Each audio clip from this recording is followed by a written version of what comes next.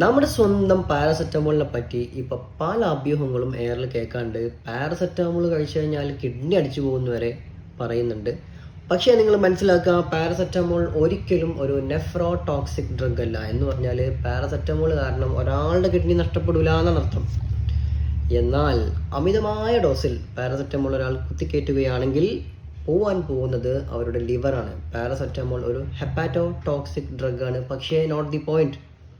അമിതമായ ഡോസിൽ 500 ഗുളിക 4 മണിക്കൂർ ഗ്യാപ്പിൽ ഒരു ദിവസം 8 എണ്ണം വരെ കഴിച്ചു കഴിഞ്ഞാലും ഒരു കുഴപ്പവും പറ്റൂല.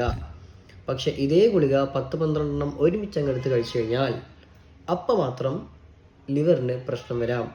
അക്യൂട്ട് പൾമണറി ഹെപ്പറ്റൈറ്റിസ് വരാം. അതുകൊണ്ട് സാധാരണ നമ്മൾ ഉപയോഗിക്കുന്ന വളരെയധികം യൂസ് ചെയ്യുന്ന പാരസെറ്റമോൾ എന്ന് പറയപ്പെടുന്ന ഈ മരുന്നിനെ പറ്റിയിട്ട് അനാവശ്യമായ കാര്യങ്ങൾ പ്രചരിപ്പിക്കാതിരിക്കുക.